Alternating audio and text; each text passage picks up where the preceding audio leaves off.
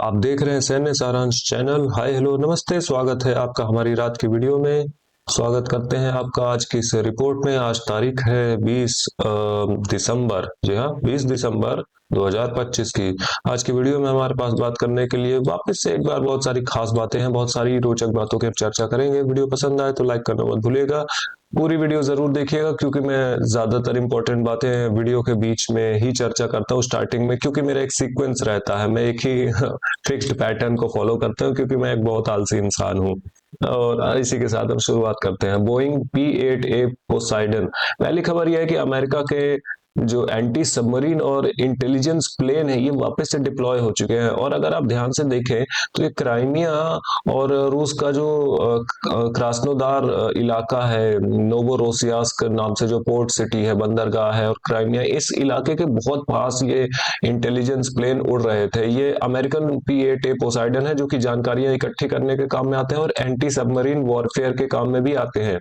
इनका एक उपयोग ये भी हो सकता है कि इस ब्लैक सी के इस इलाके में जो रूसी सबमरीन है वो किस इलाके में ऑपरेट कर रही हैं इसकी जानकारी इकट्ठा करना और यूक्रेन तक पहुंचाना, जिसके माध्यम से अंडर वाटर ड्रोन्स जो कि पानी के नीचे चलते हैं, ऐसे ड्रोन्स के माध्यम से भी यूक्रेन इन सबमरीन्स को नुकसान पहुंचा सके, या फिर पानी के ऊपर तैरने वाले जो ड्रोन है, वाटर ड्रोन्स, इनके माध्यम से यूक्रेन इन सबमरीन्स को नुकसान पहुंचा सके।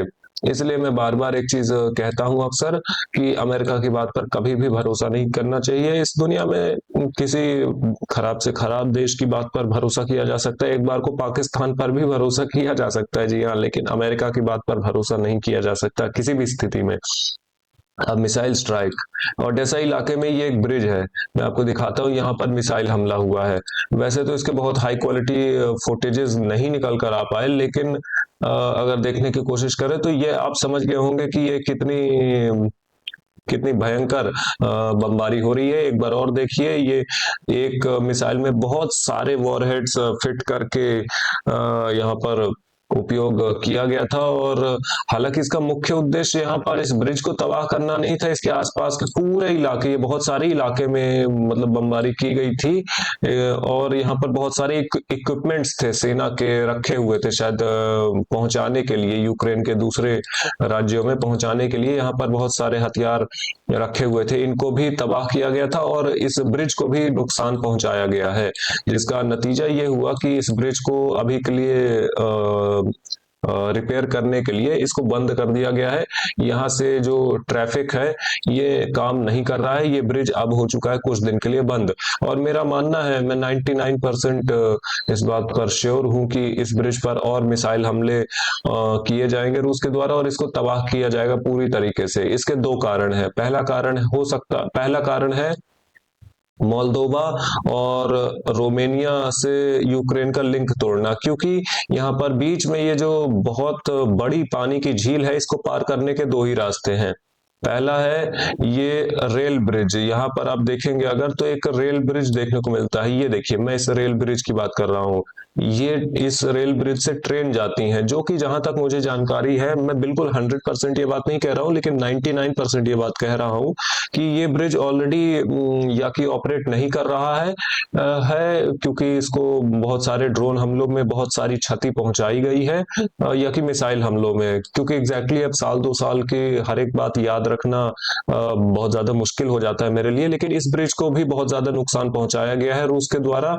और ये पहला हो गया, और ये दूसरा ब्रिज हो गया। ये दूसरा ब्रिज जो कि यूक्रेन के ओडेसा राज्य को मोल्दोवा से जोड़ता है। इन दोनों ब्रिज को अगर रूसी सेना तबाह कर देती है तो मोल्दोवा से यूक्रेन का लिंक टूट जाएगा। साथ ही साथ ये वाला जो पूरा इलाका है जो कि यूक्रेन की धरती है, ओडेसा का ही इलाका है, इससे भी लिंक टूट जाएगा, मुख्य ओडेसा सिटी का और पूरे यूक्रेन का। कहने का मतलब कि ये इलाका पूरी तरीके से आइसोलेट हो जाएगा और मोल्दोवा और रोमेनिया से यूक्रेन का लिंक बाय रोड जो ओडेसा से होकर जाता है, इसको तोड़ देगा रूस। पहला तो ये लॉजिस्टिक्स के लिए हो सकता है कि यहाँ पर नाटो के हथियार ना पहुंच पाए या इसमें दिक्कत हो जाए, या फिर दूसरा ओडेसा के लिए कुछ प्लान हो सकते हैं रूसी सेना के। मैं अभी इस पर बहुत श्योरिटी के साथ नहीं कह सकता, क्योंकि इस पर जो भी बातें अभी कोई भी कहे वो हवाई बातें हैं, क्योंकि रूसी रक्षा मंत्रालय के अंदर मीटिंग्स में क्या चर्चा हो रही है ये इतनी जल्दी बाहर निकलकर नहीं आती हैं बातें, ना ही यूक्रेनियन रक्षा मंत्रालय की मीटिंग्स की बातें। नहीं पर ग्रुप ऑफ फोर्सेस के एरिया ऑफ रिस्पॉन्सिबिलिटी में 65 यूक्रेनियन सैनिकों का जिक्र था बीते 24 घंटे में। पहली सफलता की बात करते हैं हम। हुलियापोल शहर में एक छोटी सी सफलता मार्क की गई है रूसी सेना के खाते में। मैप चेंज है पहला, ये रिहायशी इलाका आप देख सकते हैं। ड्रॉपिंग एक्सप्लोजिव्स, यहाँ पर वीडियो सबूत के आधार पर ये बदलाव किए गए हैं। आगे बढ़े, थोड़ा सा देखें, यहाँ पर कुछ खास नहीं। आगे बढ़ते हैं, पक्रोव्स्क मिर्नोग्राड की ओर हम जाते हैं। वहां पर सफलता में जरूर कुछ ना कुछ देखने को मिल जाएगी, मैं सही था पहले। लेकिन एक और सफलता यूक्रेन के लिए, ये जो फैक्ट्री का इलाका है, उदाचने गांव का है ये नीचे उदाचने गांव है और इसी का फैक्ट्री का इलाका है। यहाँ पर यूक्रेन के खाते में एक छोटी सी सफलता ये जोड़ दी गई है काउंटर अटैक्स के माध्यम से। में भी अभी यूक्रेन ने इसको होल्ड करके रखा है, थोड़ा सा फैक्ट्री का इलाका और ये रेलवे लाइन का इलाका। ये पक्रोव्स्क शहर के ठीक लगा हुआ सामने का इलाका, ये आप देख सकते हैं। ये सफलता देखने को मिलती है। और एक मिर्नोग्राड शहर में, हाँ ये आप एक छोटा सा गांव भी देख सकते हैं। मिर्नोग्राड और पक्रोव्स्क शहर के बीचों बीच है ये। यहाँ पर ये सफलता सारी मार्क की गई है। रूसी सैनिक यहाँ पर ये जो इलाके हैं इनकी साफ सफाई में लगे हुए थे और वीडियो सबूत निकल कर आए थे। मैं थोड़ा सा फास्ट फॉरवर्ड करके ही आपको दिखा रहा हूँ, क्योंकि मैं बहुत ज्यादा समय आपका नहीं लेना चाहता हूँ। अगर देखें तो ये अलग अलग दृश्य हैं। एक घर से दूसरे घर जा जाकर रूसी सैनिक देख रहे थे, नोटिस कर रहे थे कि कोई यूक्रेनियन सैनिक तो नहीं है। पूरा मिर्नोग्राड जो शहर का जो बाकी का इलाका है वो ग्रे जोन में आ चुका है। हालांकि इस मैप पर आप भरोसा सोच समझ के करिएगा, क्योंकि मैं आपको बता देता हूँ ये डीप स्टेट मैपर का मैप है। Deep state mapper pro Ukrainian mapper है, जो कि यूक्रेनियन सरकार के अनुबंध के तहत, कॉन्ट्रैक्ट के तहत, यूक्रेनियन सरकार के कॉन्ट्रैक्ट के तहत काम करते हैं और यूक्रेनियन सरकार का पूरा कंट्रोल रहता है इनकी एक एक खबर पर। इसके बाद आपको इनकी बात पर कितना भरोसा करना है ये मैं टोटली आप पर छोड़ता हूं। मैं इसको सत्य भी नहीं कहूंगा, झूठ भी नहीं कहूंगा। रशियन मिनिस्ट्री ऑफ डिफेंस की report, centre group of forces की रिपोर्ट में ये बताया गया था 525 यूक्रेनियन सैनिकों का जिक्र था। शायद हमने वॉस्टो ग्रुप ऑफ फोर्सेस की रिपोर्ट नहीं देखी। मैं वापस से एक बार खोजने की कोशिश करता हूँ। हुलियापोल से मिल गई मुझे रिपोर्ट और इस रिपोर्ट में वॉस्टो ग्रुप ऑफ फोर्सेस के एरिया ऑफ रिस्पॉन्सिबिलिटी में 260 यूक्रेनियन सैनिकों का जिक्र था, मारे गए सैनिक और घायल सैनिक। आगे देखें, कॉन्स्टेंटिनोव में कुछ खास नहीं है, लेकिन एक रिपोर्ट युग ग्रुप ऑफ फोर्सेस की जरूर मिल गई है मुझे। इसमें भी 265 यूक्रेनियन सैनिकों का ही जिक्र है बीते 24 घंटे में। और सफलता मैं और खोज रहा हूँ, कोई और सफलता मिल जाए शायद हमें। कुपियांस्क, यहाँ पर उड़ती उड़ती बातें अभी कहें या कंफर्म्ड बातें कहें, जो भी कहें, लेकिन ये कुछ कंटेस्टेड इलाके और जोड़े गए हैं यूक्रेनियन फ्लैग आइकन्स के आधार पर। ये वो इलाके हैं जो कि यूक्रेनियन सोर्सेस का कहना है कि ये आ चुके हैं यूक्रेन के कंट्रोल में।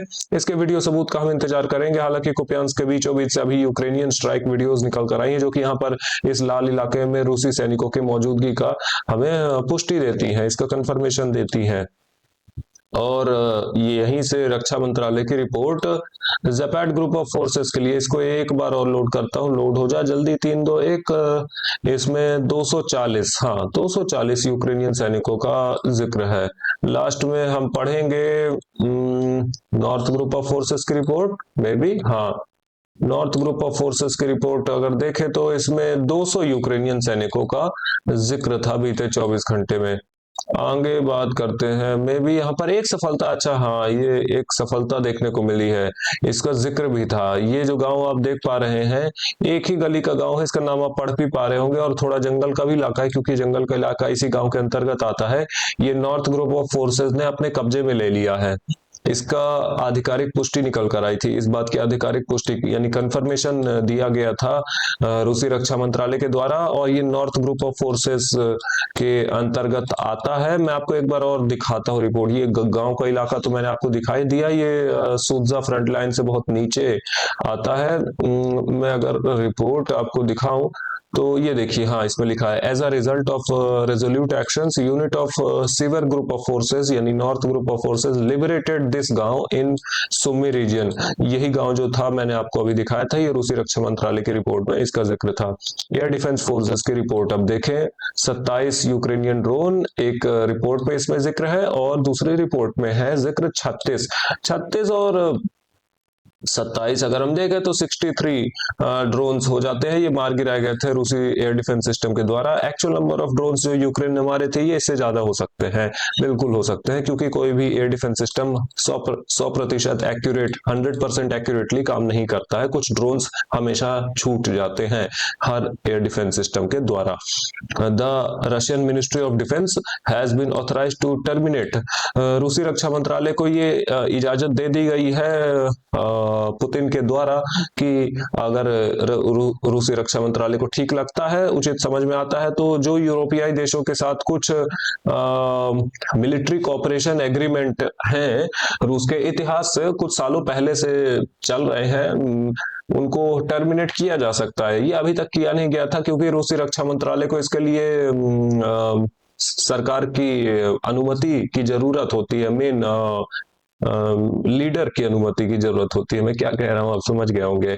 और ये इजाजत इनको मिल चुकी है। जो मिलिट्री कोऑपरेशन एग्रीमेंट्स कुछ किसी छोटे स्तर पर या बड़े स्तर पर कुछ काम करते हैं रूस और यूरोपीय देशों में, उनमें नाम आता है यूनाइटेड किंगडम का, जर्मनी का, पोलैंड का, चेक रिपब्लिक का, नॉर्वे का, डेनमार्क का एंड अदर्स, और कुछ और छोटे मोटे देश होंगे जिनका नाम आता है।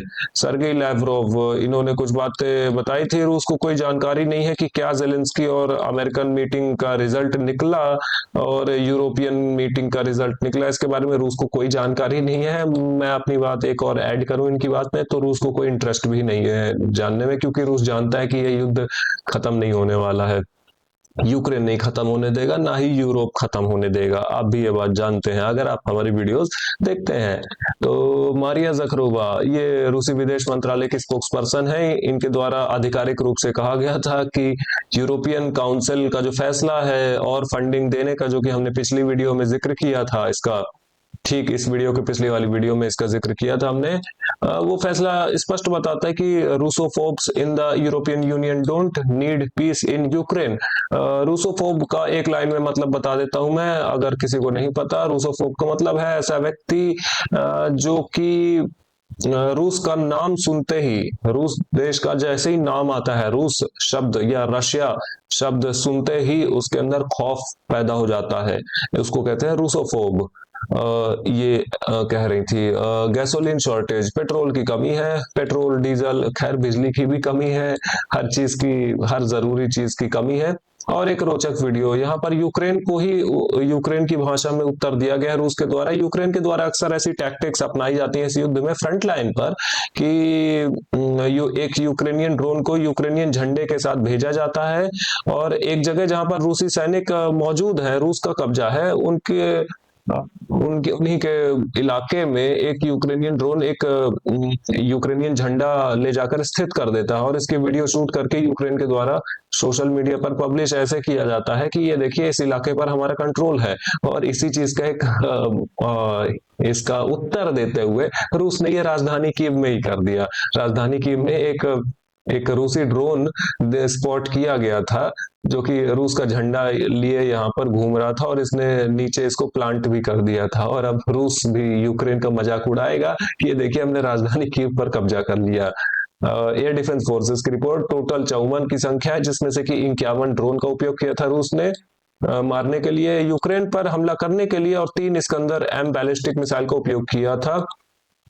5 ऑब्स्टेकल्स टू पीस, 5 रुकावटें हैं पीस आने में यानी शांति आने में। पहला है डोनबास का इशू, जो डोनबास की धरती है ये यूक्रेन देगा नहीं कभी। दूसरा है यूक्रेन एक्सेशन टू नाटो, जो जेलेंस्की का सपना है, ये व्यक्ति, ये जिनका चेहरा आप देख पा रहे हैं, अजीब सा चेहरा, इनका सपना अभी भी टूटा नहीं है नाटो में शामिल होने का। हालांकि अमेरिका ने खुद कह दिया कि अमेरिका यूक्रेन को शामिल नहीं करेगा, लेकिन और कुछ यूरोपीय देशों ने भी कह दिया, लेकिन फिर भी ये पीछा नहीं छोड़ रहे हैं। खैर, the size and equipment of the Ukrainian armed forces, ये सेना को के स्तर को कम नहीं करना चाहते। ये चाहते हैं कि 1 मिलियन की आर्मी, 8-10 लाख की सेना यूक्रेन के पास रहे, जबकि रूस ने कह दिया कि 3 लाख से ज्यादा आप नहीं रखेंगे, क्योंकि ये रूस की सिक्योरिटी के लिए जरूरी है, ऐसा रूस का मानना है।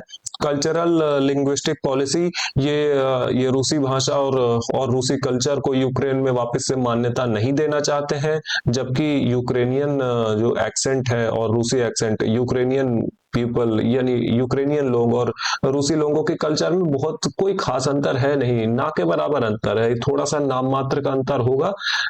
जितना कि मैं अगर आपको बताऊं कि लोकल मतलब भारत और नेपाल के कल्चर में अंतर हो सकता है। भारत में भी हिंदू रहते हैं, नेपाल में भी हिंदू रहते हैं, लोकल थोड़ा सा एरिया के हिसाब से अंतर आ सकता है, लेकिन उससे ज्यादा कुछ नहीं आता है अंतर। वही हाल होता है यूक्रेन और रूस का। Control over the Zaporizhzhia nuclear power plant, the security of the Zaporizhzhia nuclear power plant का इशू है, और ये सारी बातें। ब्लैकआउट, बिजली नहीं आ रही है, बिजली के बारे में तो कुछ ज्यादा कहा नहीं जा सकता, ये तो आपको पता ही है, इसके बारे में अब क्या कहूं। No peace agreement, Zelensky stated that there is no peace agreement yet and there might not be one. ये हमको पता है, जेलेंस्की ने कोई अलग बात नहीं कही है कि पीस एग्रीमेंट नहीं होने वाला है, शांति नहीं आने वाली है। इस वीडियो के लिए इतना ही। लाइक करें, सब्सक्राइब करें, शेयर करना मत भूलिएगा। ऐसे इन्फॉर्मेटिव वीडियोस रोजाना देखने के लिए। Have a good day, bye bye.